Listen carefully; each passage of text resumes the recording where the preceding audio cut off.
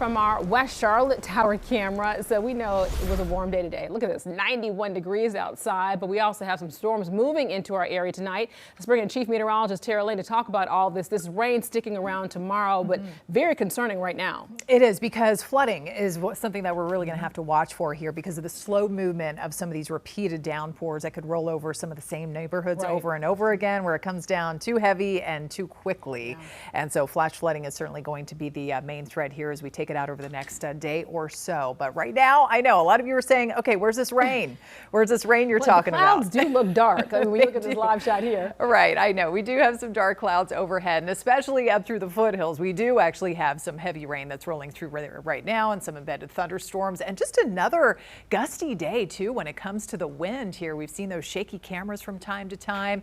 91 hot degrees for another day. We are still in the 90s, but it's going to be much cooler again too, with more of those thicker clouds and some of the bouts of heavy rain rolling in over the next couple of days. So we get a little bit of cool down in sight too. But radar imagery again, dry around the Queen City, South and East South Carolina communities, but we've seen the wet weather rolling slowly through the higher elevations. Now you all are drying out briefly here across the mountains here and down through the foothills.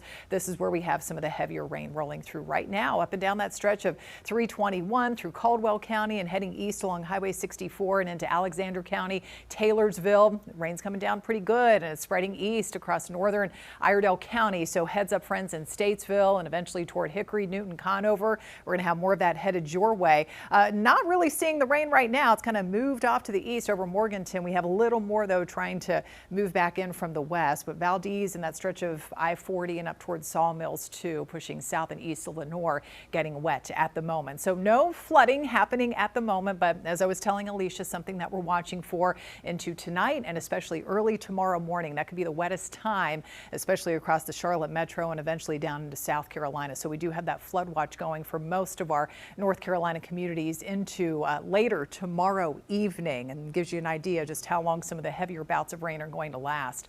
We've got a hot 91 right now. The southwest sustained wind close to 20 miles per hour, but we've been clocking in those higher gusts around 25, even close to 30 miles per hour at times. Hot 95 in Monroe, Cheraw. We've got the low and mid 80s up in the foothills and lower 70s up in the mountain communities. So what's ahead, especially into tomorrow? Periods of off and on heavy rain leading to the possibility of flooding here. And this is all because of this slow moving and eventually just stalled out front. And so we get these waves of moisture and rounds of rain pushing in right along that boundary and setting up right over, it looks like, the heart of our area. So tomorrow, definitely keep the umbrella handy and just be mindful of that we could have that quick developing flooding developing wherever you may be driving. Remember the old saying, turn around, don't drown. If you start to see that water filling up and you come upon any areas of standing water on the road, something to keep in mind as you're out and about tomorrow. Temperatures, though, look at that. It's going to be a struggle to break out of the 70s for a lot of us into tomorrow with some of that rain falling. So when does it start to move in across Charlotte metro? Much later on this evening, closer we get to say 9, 10, 11 o'clock or so. It's going to continue to advance slowly in from the north and west by 11 o'clock. Still most of the heavy rain, embedded thunderstorms focused near I-85 and up towards, say, the Salisbury and Rowan County area. But overnight, while you're sleeping and then headed out the door early tomorrow, boy, we could be looking at some widespread heavy bouts of rain just streaming in from west to east here across the region and really just slowly clearing the area. Not until maybe later on in the afternoon do we start to see some breaks in those areas of rain, but the rain chance doesn't completely go away. Even into tomorrow night and heading into Friday, more waves of showers and potentially a few thunderstorms here are expected. We're looking at as much as 2 to 3 inches of rain overall, but certainly some locally higher totals can't be ruled out as well. So temperatures again come down, upper 70s, lower 80s, heading into at least first half of the weekend. Then we're back on the hot side next week. Queen City News Plus. Just search Queen City News on your smart TV's app store.